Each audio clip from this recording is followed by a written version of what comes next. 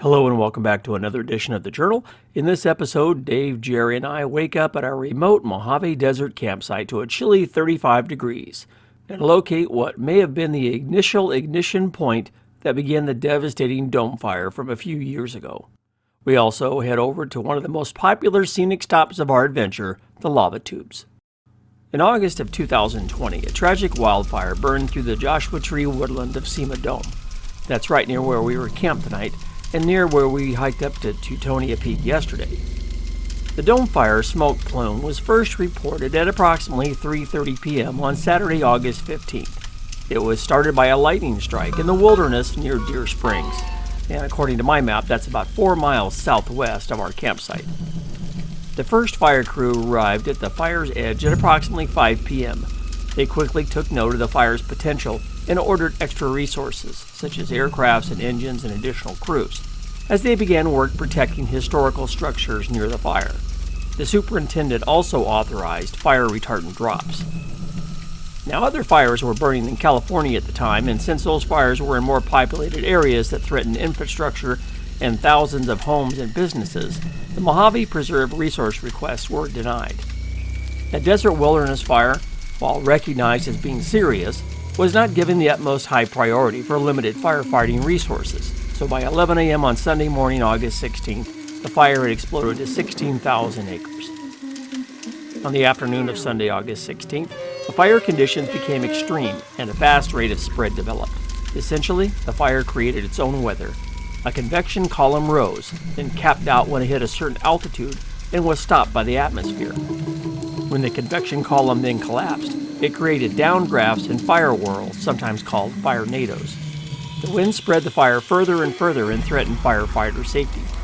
We saw some of the biggest losses of both natural and cultural resources on Sunday, though thankfully there were no injuries to the firefighters or to the residents who had to evacuate their homes. By the time the fire was fully contained, it had burned a total of 43,273 acres. Much of Cima Dome is now a graveyard of Joshua Tree skeletons, and we got a first-hand look at that one.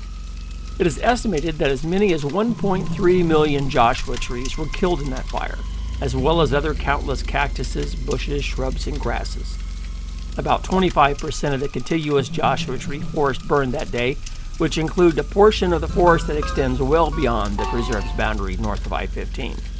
Now, experts suggest that if the top one-third of the Joshua trees are unburned, the plant at least has a chance of survival. However, since the dome fire fully scorched most of the plants it touched, it's unlikely that many of the 1.3 million Joshua trees will ever recover. And that's just sad. Well, good morning and welcome to our camp here in the Mojave Preserve. We're just about half mile, I guess. I guess you can call it northeast of the Mojave Cross. And I found a really nice campsite here. It's got a great big rock, kind of reminds you of Vasquez rocks. And has a nice great big fire ring, plenty of clearance for a campfire, and some phenomenal views from here. The moon came out last night, almost full moon.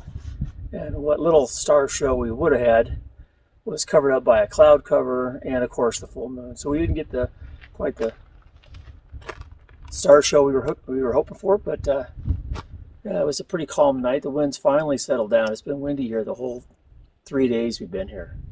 And at least right now it's nice. The sun has come up and it's already starting to warm up quite a bit. It was 35 when I get up this morning and right at sunrise. And now it's already 44. So that's not too bad. The sun is coming up to the east, right behind the mountain behind us here. And it's going to warm up our campsite nice, I think. We're going to be able to set our chairs up in the sun, warm up a little bit this morning, and then after we get camp all packed up, we're going to hit the road, head over to the lava tubes. Now, we were going to do the lava tubes yesterday, but it was so overcast and so cloudy and cold and windy that we thought even if we got to the lava tubes and got inside the cave, we wouldn't get that shaft of light that we were looking for. So we thought today it looks like it's going to be a lot clearer day. There are still some high clouds, but I think we'll be fine. And so after we make breakfast, tidy up camp, we'll hit the road, head over to the lava tubes. And then after that, I don't know what else we're going to do. I know we might find something else to do on the way out of the preserve. If not, we'll be heading home. So anyway, that's a nice, fresh, hot coffee, and gonna sit over there in the sit over there in the sunshine and enjoy the heat as it comes up. The sun comes up over the hill behind me, and wait for the guys to wake up. Lazy asses.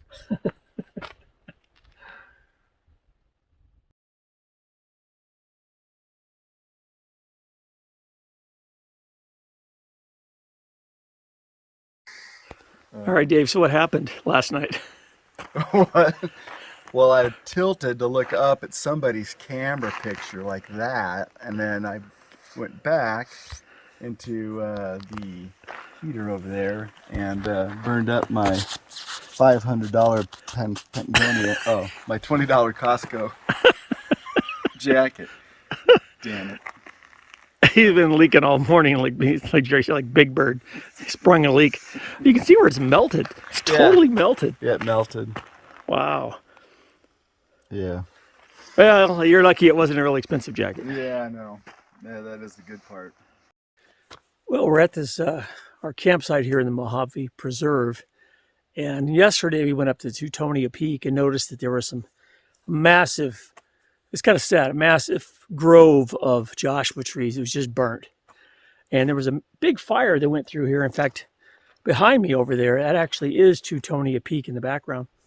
And what we noticed when we were at this campsite is that right here at the campsite, the cactus is burnt.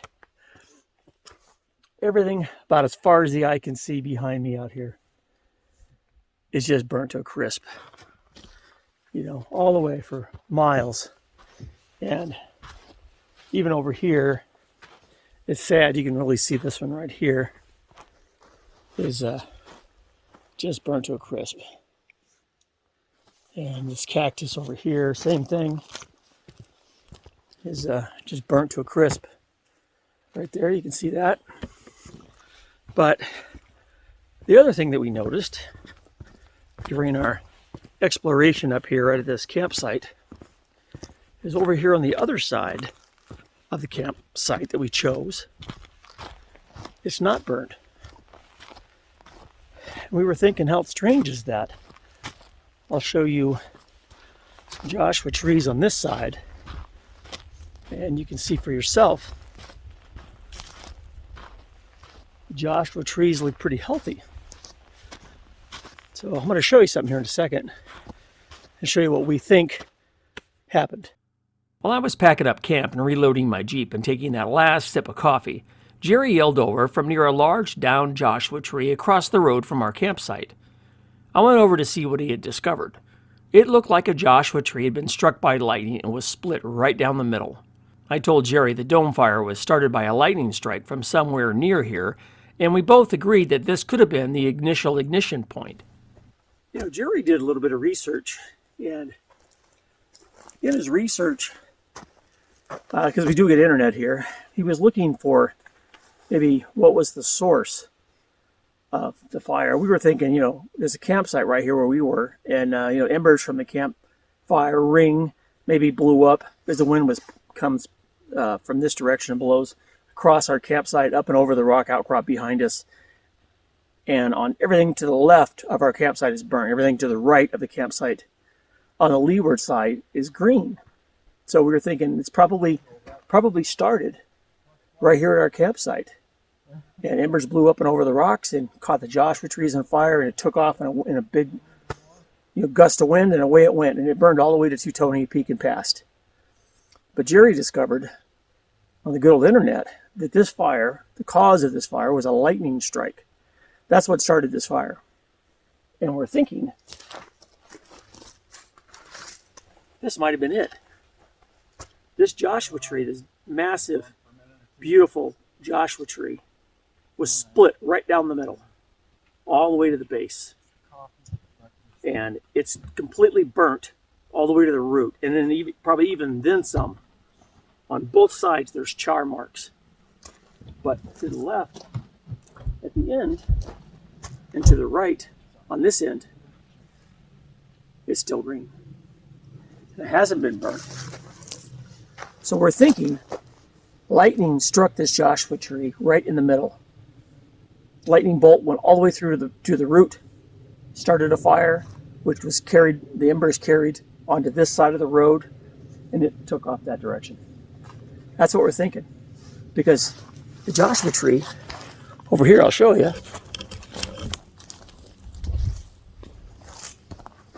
is still alive.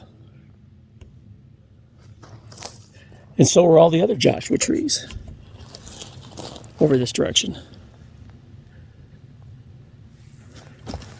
But you can see right here in this spot, we think this was the origin. And everything that direction burnt to a crisp. I don't know. Interesting theory. What do you think? After loading our vehicles and triple checking that the fire ring's coals were cold and wet from last night's fire, we had one more chore to do before we headed out. That was our morning constitutional. Okay, so why am I talking about this daily chore that everybody has to do but doesn't talk about? Doesn't everyone poop? Well, out here in the desert, especially here in the Mojave Preserve, there are very few public toilets.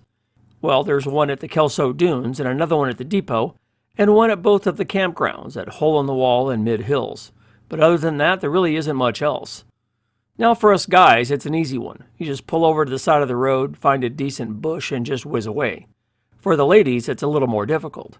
Out here, there isn't a whole lot of tree cover, if you get my drift, so it's a little more challenging. While backpacking, we're used to hiking back a few hundred feet from camp, away from a water source and prying eyes, and digging a cat hole 8 to 12 inches or so deep. If you're lucky, you've picked a spot nobody else has thought of before. There's nothing worse than digging up somebody else's used toilet paper. And if you're an experienced backpacker, you can find a spot that has something to hang on to while you're going number 2 without getting covered in sticky sap, and then trying to wipe with that paper-thin biodegradable toilet paper.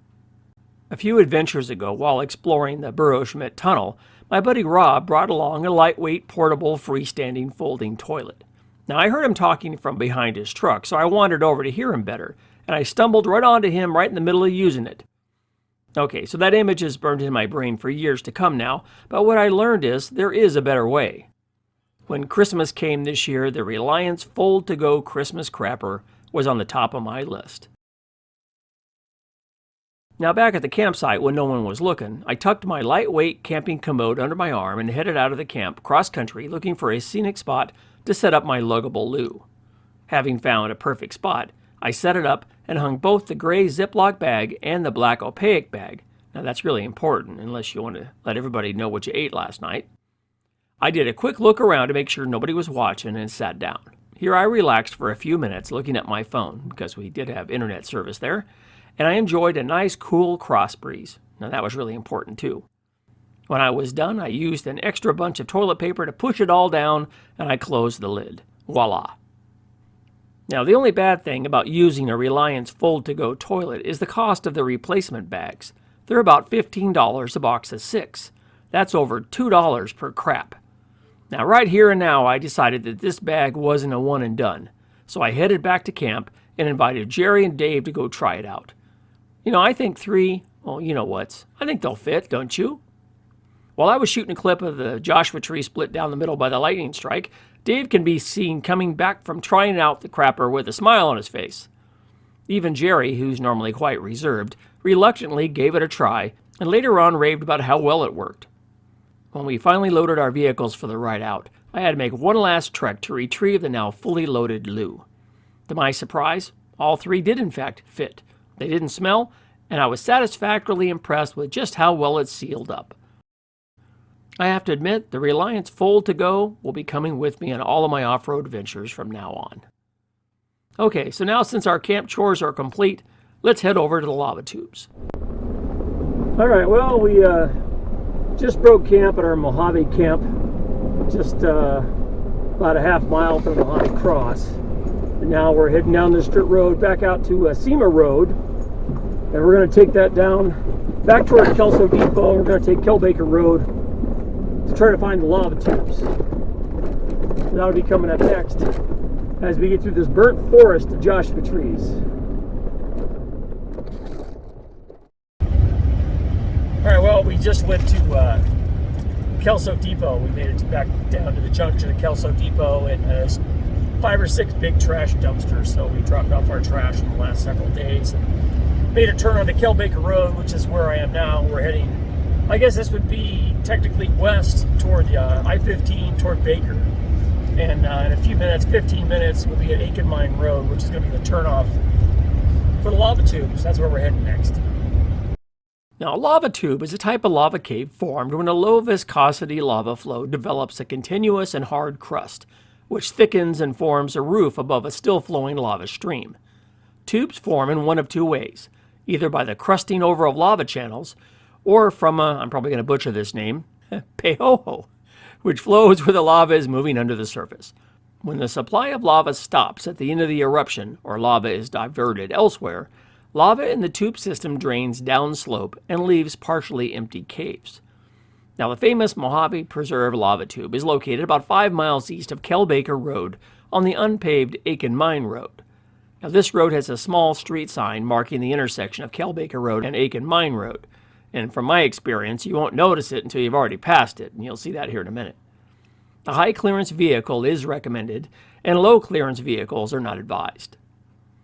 Aiken Mine Road is a rough, narrow, sandy washboard road with occasional larger rocks. You'll need at least 30 minutes or more to reach the lava tubes. There's no bathrooms, no pit toilets, and no trash cans. Well, we got that one covered. Okay, well, we were heading down Kelbaker Road looking for Aiken Mine Road, and we saw the sign with the turn on it. We didn't know they put the turn on the turn. It's right here. They didn't give us any warning. So this is Aiken Mine Road right here. We're going to be making a left here. It says drive 4.7 miles on Aiken Mine Road. Okay, so there we go. You heard Jerry on the audio there. 4.7 miles. You can see it. Looks like there's a car or two down there. So we're going to be heading up Aiken Mine Road. They said this road's good enough for most passenger cars. At some point, I think, it gets a little rough, and there's a little pull-off area where people park. And it looks like it might be a little washboard. So hold on to your distance. All right, well, we got about a mile to go driving down Aiken Mine Road. We'll yard all of our teams and all of our filling teams. This washboard road's horrible. It's actually a pretty level road. It's just the washboard from all the years of people driving out here. They're just making it really rough, man. You can't even hang on to the steering wheel. It's so bad. My dash is bouncing half inch back and forth. I'm surprised all my dash lights haven't been on yet. It looks like we're coming up on a sign here. In fact, it even says lava tube, I think. It says lava tube to the left. So here's our sign. It says lava tube to the left. So we're going to go to the left. Yeah, I got a thing that says turn left in half a mile. And it looks like you can see lava fields off to your left. I'll spin the camera around so you can see a little bit. That looks like that's where we're going. Somewhere out there is lava tube.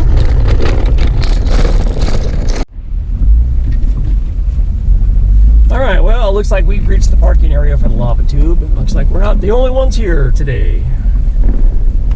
Of course, it's a Sunday, so that probably explains.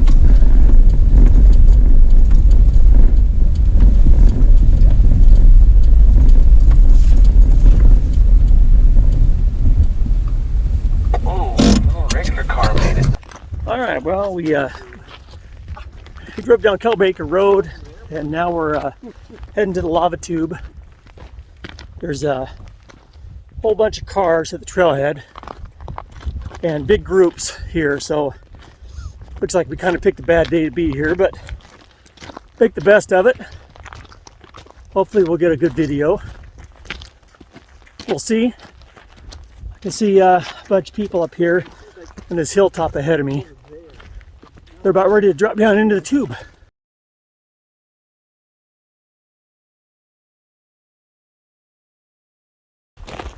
All right, well, we've walked up a little ways, a couple hundred yards maybe, and now we're going to work our way up toward the lava tube, along with everybody else.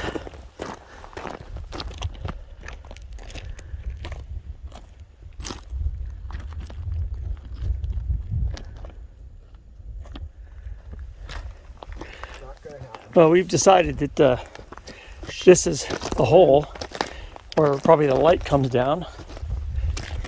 We're guessing. Oh. Or this could be one of the many tubes. Well, we're coming up on the official part of the lava tubes here. This is where the stairs lead down into the hole.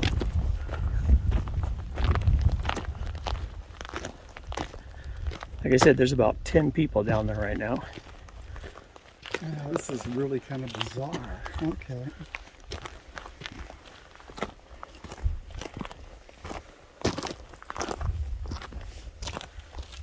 So from here, we're going to head down the stairs and into the lava tube. Yeah, it looks like Dave It's kind of freaky. is going to go down into the tube. I think you go to left, don't you? Yeah, you go to left. Yeah, I just want to see if this went anywhere.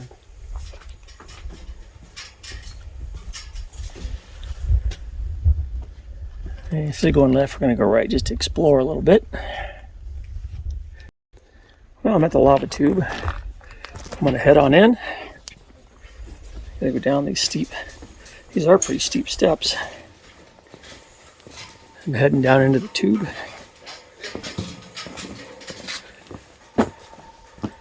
There's looks like another little spot down here. How far down does that go? What are you looking for? Something fell out of my flashlight pack. Oh, nice. I don't know what it was. It was a ring sound. Yeah. The actual path into the lava tube is over here.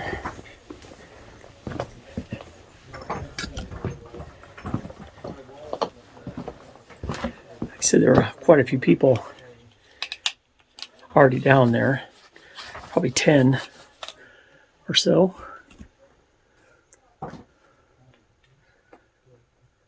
You can see what's above me here. Jerry thinks he might have lost something. It looks like people are working their way back.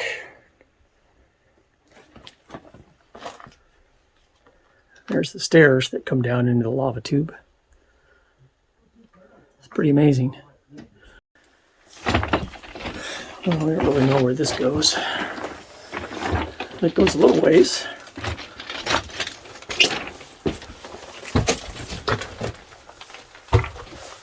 I guess it just goes to here.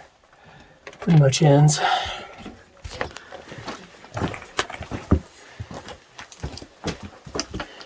heard it gets a little low over here. Then it opens up. You gotta watch your head.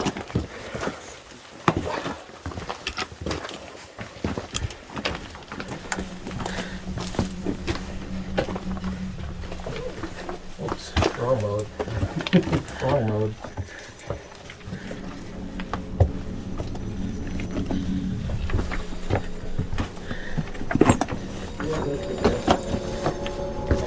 Look at the ceiling.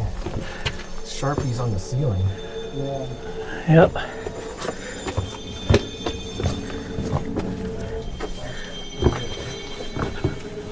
It does get pretty low, doesn't it? Yeah. I see light up here. This picture of his butt. Just gotta watch your heads.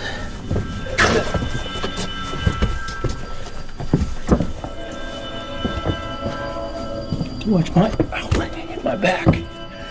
Head made it. Hey Jerry, wanna give me a little light? Just on the wall.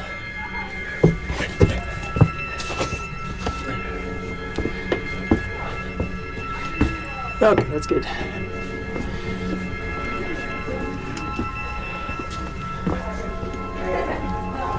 A large group ahead of us here.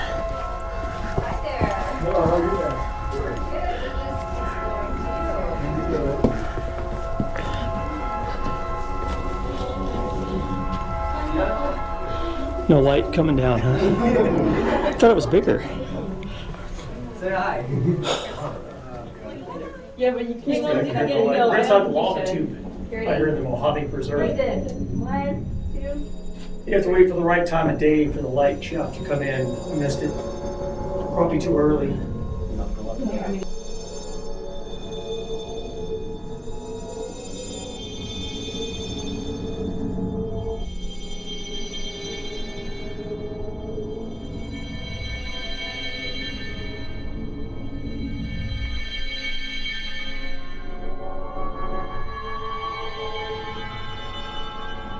Well, we made it up to the lava tube. We got to go inside the lava tube.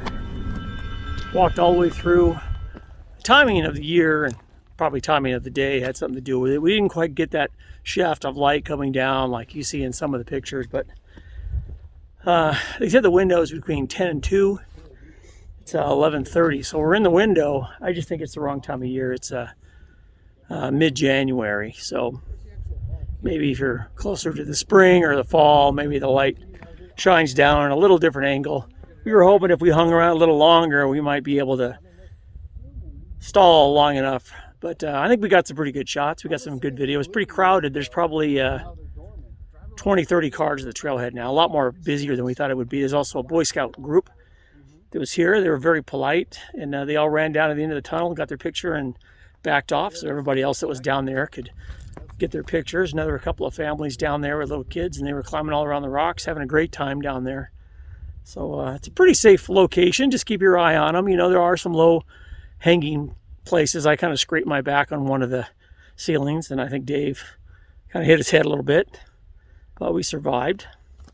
So anyway, it's warming up, man. It's a great day today, a lot better today. The last few days were cold and windy, and today it's just stunning out here. Anyway, we don't know what's next. We're going to see if we can find something else to explore out here in the Mojave Preserve. All right, we're heading back from the lava tube, heading over to the cars. We're watching feathers fly off Dave. Can't believe how busy it got. There's another group of Boy Scouts hiking up the road, probably 15 or 20 of them. The ride out on Aiken Mine Road was equally rough, but we made it to Kel Baker Road and made the right turn to finish off our adventure with a lunch stop in Baker. Well, that'll do it for this adventure series from the journal, our exploration of the Mojave Preserve. The Kelso Dunes, the Kelso Depot, the Rings Trail at the Hole in the Wall Campground, and the famous War Memorial Cross. Oh, and not to mention Teutonia Peak and the lava tubes. Wow, we packed in a bunch in this short trip, didn't we? If you have any questions or comments about this or any other edition of the journal, be sure to post the note in the comments section below. Also, don't forget to hit the like button, tap the notification bell, and tell your friends all about this channel. Anyway, thanks for watching, and we'll see you later down the trail. In the next edition of the Hiking Journal, I take a solo hike to the highest 2 peaks in San Diego city limits, Cowles Mountain and Piles Peak. That'll be coming up next. Alrighty, take care. Bye-bye.